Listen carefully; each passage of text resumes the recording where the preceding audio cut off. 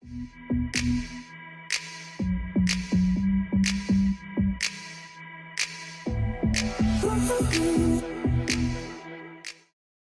have made it to the Aphrodite guide. We'll be playing Aphrodite in the mid lane, as is her best role. In the mid lane, you don't have a whole bunch of variations for build options, so we get ourselves a Mage's Blessing. We get ourselves a tier 1 going into Divine Ruin / Spear of Desolation. If we're against a healer, we're not really against a healer this game, so what we can actually do is we don't have to go this. The other variation that we can do with our healers in the mid lane is we can start this path going up towards Doomorb, get ourselves a bunch of movement speed to help us live since we don't have a getaway skill. We'll be getting beads as our active, and we will be getting our Lovebirds as our first ability. For Aphrodite's passive, she gains 4 physical and 4 magical protections for each friendly or enemy god within 70 feet of her. So you can see this little center of attention. Aphrodite loves to be the center of attention, and the more people that are around her, the more tanky that she gets. It's actually an incredibly strong passive when you really get to doing the math on that. That's some very good numbers. Go ahead and use your Lovebirds on the speed buff. Maybe give it 1 or 2 auto attacks. And then you head off towards the mid lane.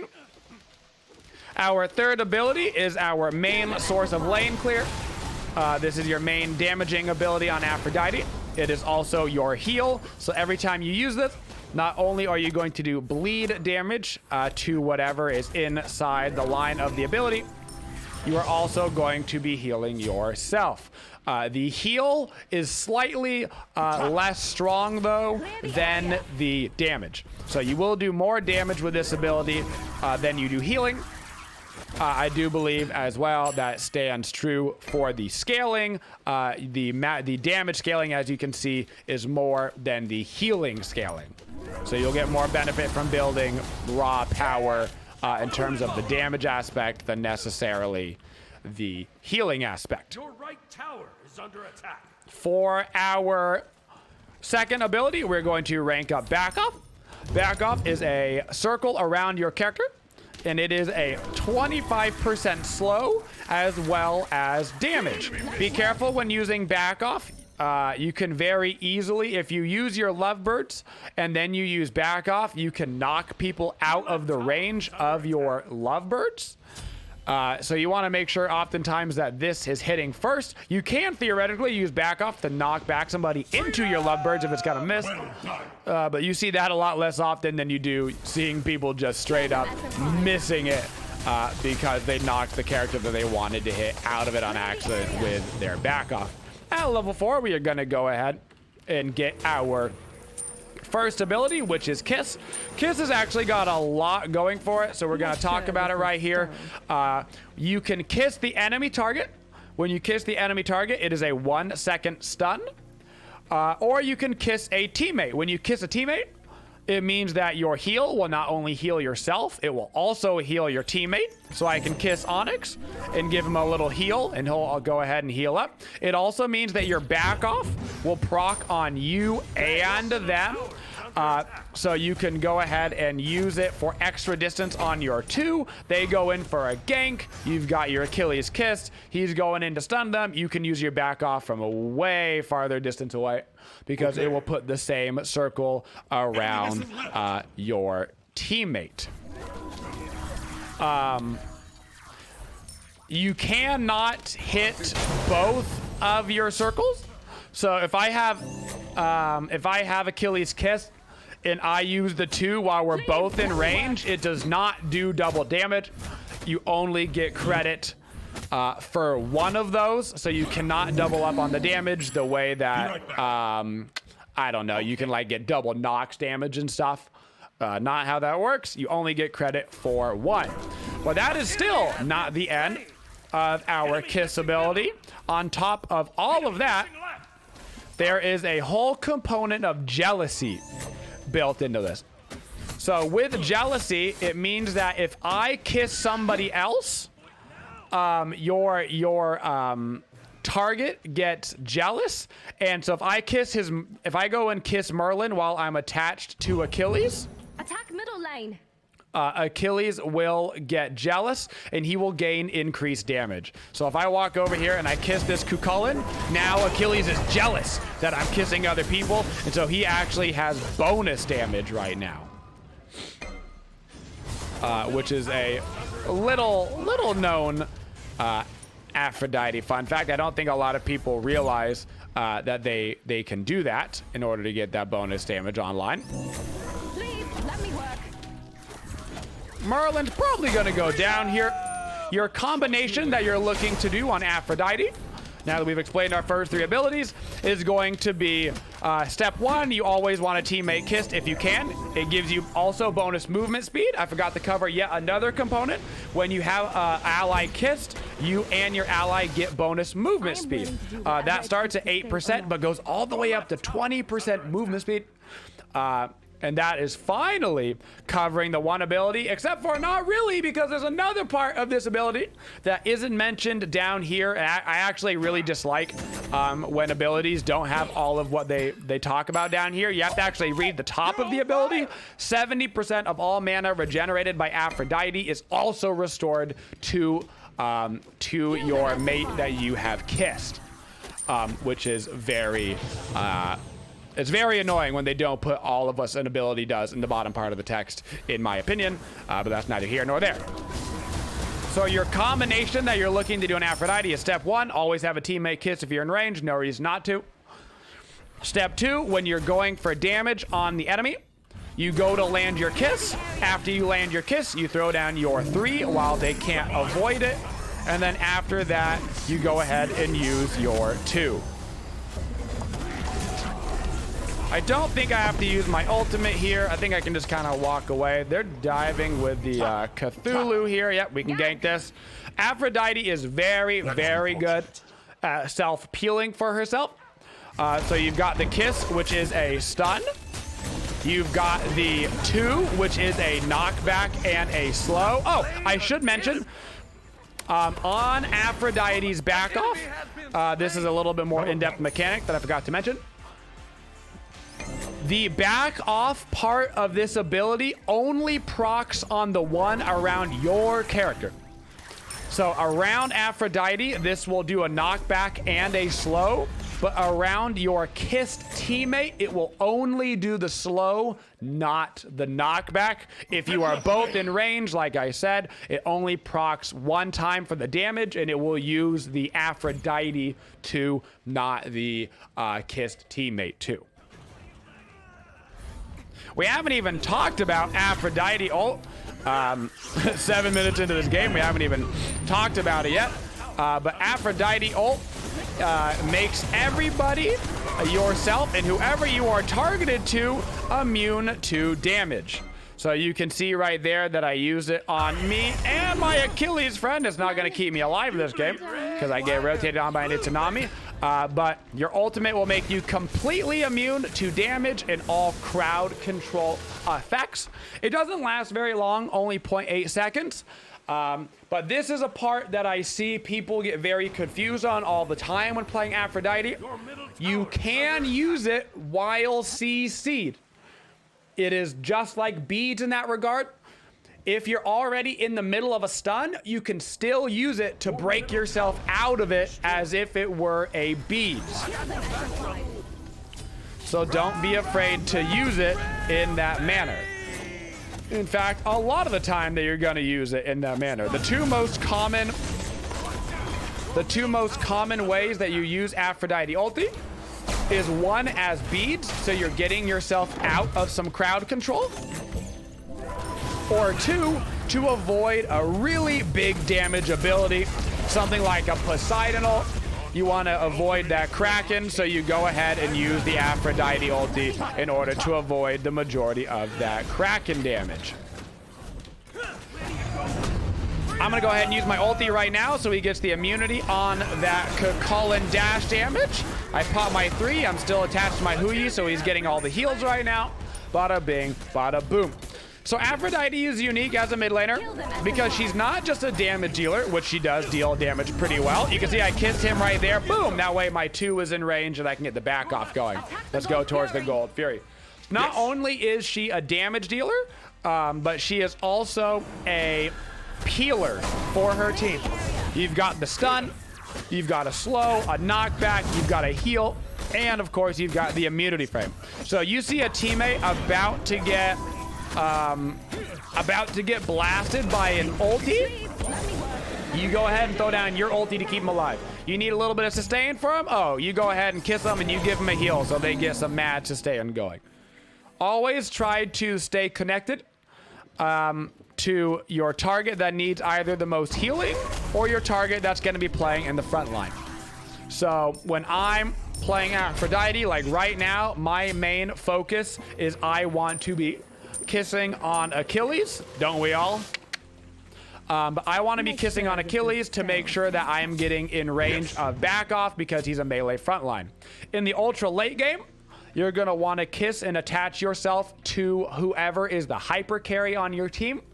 Most often, chances are it's going to be a hunter or a magical ADC or something like that. That's who you're going to want to be attaching to, keeping them alive to make sure you're getting the objectives down, the towers, stuff like that. As far as your ulti, you can press your ulti before you're kissed to somebody and still give them the ultimate effect. I'm going to show you that really quick. It's hard to do with the tier 1, but right now I'm going to come around. I'm going to go ahead and throw out the kiss while ulti. Oh, I messed it up. That's okay. I done goofed. You can throw out, nice example, Incon. You can use your ultimate while your kiss is on your way to the target, and when the kiss lands, it will give them the ulti. Like that. Opa! And you can also die. You can also die to a Cthulhu because there's absolutely nothing to do about Cthulhu in the meta right now. He is insanely strong. So, for our leveling order, you really have a couple of options. Step 1, you always max your Lovebirds first. No question, no doubt, you get your Lovebirds to first. It is your lane clear, it is your heal, it is your everything. As far as your second item that you get to max, or your second ability that you get to max, I prefer back off. I like the increased damage on back off. I like to play Aphrodite more aggressive. You can get your ulti every single time if you want to when it comes up. I prefer to max out the 3, then max out the 2, then put all of my points in my ulti whenever I can. That is the build order that I prefer on her, but you can do your 3 max and getting your ulti whenever it comes up every 4 levels. But just keep in mind that you can do it either way. Always rank up your kiss to max last. As far as kiss, there's actually another little built-in mechanic that I can show you if we can find another teammate. Kiss only goes on its long cooldown when you're kissing an enemy or if you miss the kiss. If I go kiss a friendly, you can see that it's only a 1-second cooldown. So I can keep kissing back and forth on friendly units without it going on its full cooldown. It's only when you either miss the target or kiss an enemy. Gonna go ahead and give my Herc that heal right there, so he's got the sustain going. Gonna kiss that Cthulhu so he gets stunned. Now it's a matter of kind of waiting for my kiss to come back up so we can get... Oh my goodness, somebody attached to me. Got an ulti to try to live through this right now. I'm using my kiss defensively. Herc pulled him, so you can see that it missed, but it still went on the full CDR. For our Aphrodite build, I love to go into a nice early Doom Orb. Follow up with a kiss on there. Boom, bada boom. Easy damage. Kiss, 3-2. Kiss, 3-2. That's your damage combo. On Aphrodite, as well as pretty much all the healers in Smite right now, you're going to go Mage's Blessing into your cooldown boots. And then I really like to get Doom Orb. Doom Orb gives you that increased movement speed. They just nerfed quite a few movement items recently, so movement speed is even more important of a stat than it was just a patch ago. Not only that, but because you don't have a true getaway skill on Aphrodite, on Hell, it gives you a little bit of extra chance to kite around, wait for your abilities to come back up. You can, if you want to, go right into full CDR. So instead of getting a Doom Orb second, you could go right into a Chronos Pendant. Either way, I get both of them every single time on my healers. For you, whichever build order you preferred in, I like to go Doom Orb, then Chronos Pendant. I find that the increased damage is more important than the increased CDR at this stage of the game for my healers. I'm gonna try to rotate over and help Woojer. He's down 3 levels over here, so I want to make sure he's not gonna get wrecked by this Izanami. She's got to dash away, saving my 2 for a little purple buff secure. And now I'm gonna go to the red buff. I'd like to back up and get my full Chronos Pendant right now. I'm gonna kiss on my Khepri, and then I'm gonna look towards Merlin. Merlin did not get hit by the bird's effect. I'm trying to stay around so I can kiss my Hercules. He's tanking this tower. I want to give him a little heal. If he goes back in, I can give him a nice little ulti. Good pull from Herc. He's still safe. With his healing on top of my healing, it's just absolutely unbearable right now for this team. Boop. Back off, get ourselves another kill. Easy peasy, lemon squeezy. I'm taking this tower, that's fine. Throw down the heal, walk on out, and I'm also gonna go back up. Get ourselves a Chronos Pendant for your second active. Just get an Aegis. On Aphrodite, you're not really gonna stray from the beats. Aegis, pretty straightforward on her. If you were playing Aphrodite in a different role, realistically, you're playing Aphrodite mid or solo, but I'd really recommend it mid. Aphrodite doesn't work in the jungle, ADC, and I don't like her as a support. If you're running her in the solo lane, you could probably get away with going a defensive active because you're going to have a little bit of a tankier build. So you could probably get away with stuff. Wow, what a good Hercules pull right there. Chase down. I'm waiting for him to get in range of the Merlin so I can use my 2 for the damage. Bam! Just like that. Sometimes you can hold off on using your abilities like back off until one of your frontline boys gets in range, and then you can use it to secure all of these wonderful kills. Get yourself a nice little triple. Aphrodite Kiss does go through walls. Another feature of Kiss that I forgot to mention earlier. You can see right there that I kissed through that wall in order to CC the enemy Izanami. It works both offensively and defensively through walls. Your heal you can also use through walls. Your 2 if you are attached to your teammate. Like if I'm, back here, this is still technically through a wall. You can still use your 3 like that. Your 2 like that. I can use my 3 like this. Everything that Aphrodite does basically will go through those walls. Obviously, your ultimate is just a targeter on a person, so it'll go through if you have somebody kissed. But same thing, if I need to kiss my friend to the wall, I can kiss my Woojer right through the wall and not have any problems. It also is a good use of Aphrodite Kiss defensively to do it through the walls. So if you have a friend maybe getting ganked over like this, you can kiss them and then pop that ulti as soon as you throw out that kiss. It'll give them that big immunity frame. It gives them time for your heal to start ticking up on them. Very, very good. I like a lot Rod of Asclepius on healers. Here's the deal. Rod of Asclepius is not as good of an item as the physical equivalent Chad Shield. Chad Shield is just a straight up better item than Rod of Asclepius is, but the passive on them is the exact same, and it is so good. And that bonus healing that you get, potentially 25% bonus healing, is disgusting. If you could guarantee that one of your physicals, that your Hercules, that your whatever was going to pick it up, and so you were getting that passive effect, you would never pick up the Rod of Asclepius. There's really no way to guarantee that your teammate's going to do that unless you're playing with a friend. So I would recommend picking it up for yourself.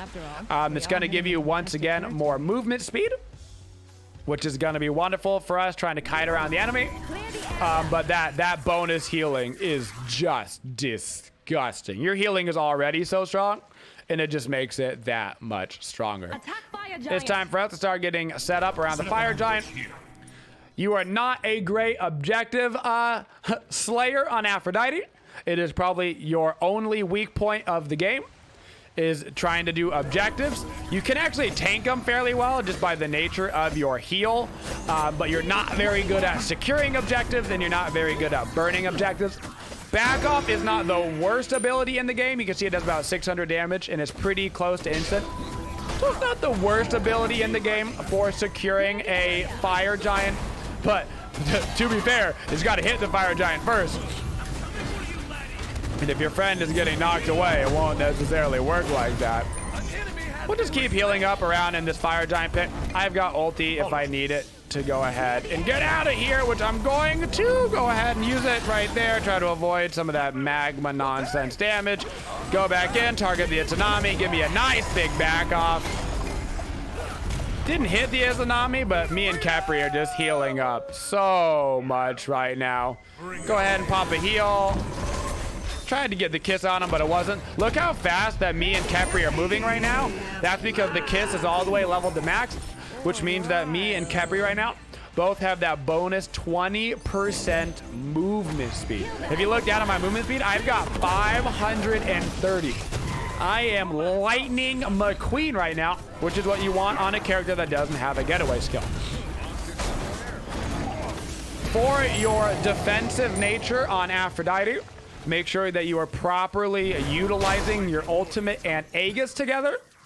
If you chain your Aegis and your ultimate together, Aegis itself is going to be lasting for that 1.5 seconds of immunity, and then your ulti is going to last for another 2. You can straight up make yourself immune to all damage in the game for 3.5 seconds straight if you need to. That is a ridiculous amount of immunity time, and that doesn't include, of course, any sustain that you're going to get from your healing. Any time that you can buy yourself, you got a 1 second stun, the knockback, the slow. You can very easily buy yourself like 5 seconds of time with your kit, which really should be enough time for your team to get there.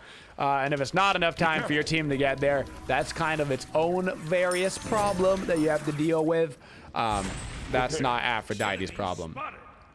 Aphrodite is one of the most commonly banned gods in the game right now. The reason being, 1, that we are in a healer meta, but 2, she's just really, really good. Even if we weren't in a healing meta right now, she would be really, really good. Go ahead and kiss the Tsunami. Walk up, do a 2. Try not to panic with your ultimate. I see a lot of people pop. Aphrodite ult when they're at full HP. I really, really would prefer you on Aphrodite to get in the habit of using it like beads. You use it more like beads than you do as Aegis a lot of the time, which I think is kind of confusing to some people.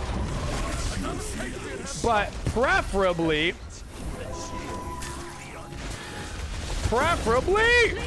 you would like to utilize it for the effects of getting you out of CC, because if you're not in CC, you can always just use your Aegis, right? I'm gonna go back and try to help my Capri right here.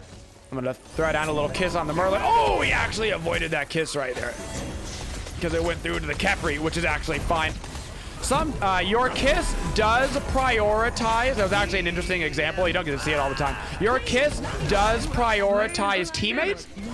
So if you've got a teammate and an enemy basically on the exact same spot, it will prioritize your teammate and kiss them. That's actually the way that you would prefer it, because it only goes on that 1 second little cooldown, which means that you can just go ahead and kiss the enemy right after that. And that is just fine and dandy. But yeah, a lot of players tend to try to use Aphrodite ulti as an Aegis. You do want to use it as an Aegis in those big standard situations that you know of. You're about to get Thoth ulti, or Ra ulti, or Poseidon ulti, and Achilles is about to execute you. You know the situations when you need to use it as an Aegis. But in general, you're using it to take yourself out of your mirror freeze. You're using it to stop a knockup. That is going to happen a lot more often. There's a lot more big CCs in the game than there are big one-shot ultimates. You can see towards the end of this game why I like to keep myself a nice frontline character attached. I don't even have to do any work on Aphrodite to get these kills. I let him go do all the work, and I just click my 2 that's attached to him and just get all of these kills pretty much for free. Aphrodite ulti will stop all executes because it is essentially a glorified beads and Aegis. If you're getting Ao Kuang ulti, it'll stop it. If you're about to get Thanatos ulti, Achilles ulti, whatever, it will stop all of those executes for you. No problemo. It is literally the equivalent of just hitting beads and Aegis at the exact same time. That you can also, of course, give to your friends, your teammates. So here at the very end of the game, we're very large. We've got a huge lead.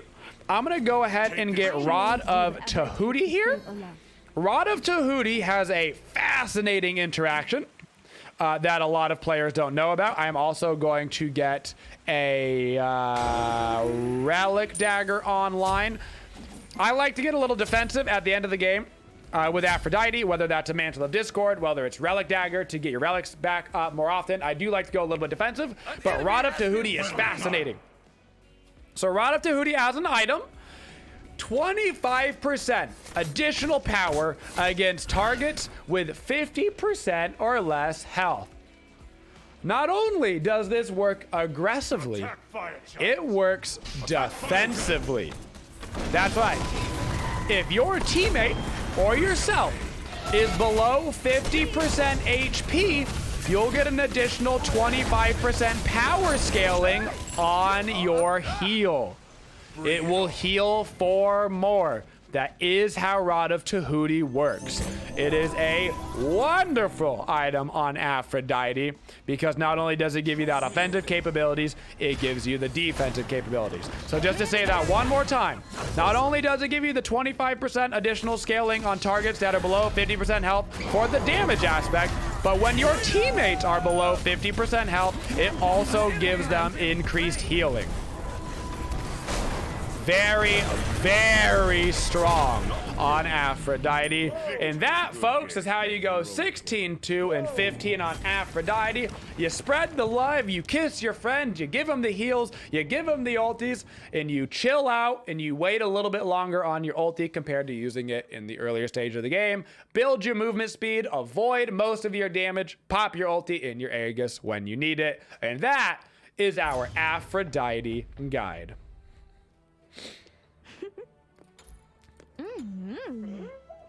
There you go. 23,000 player damage, 18,000 player healing, Aphrodite middle. That's how we do it.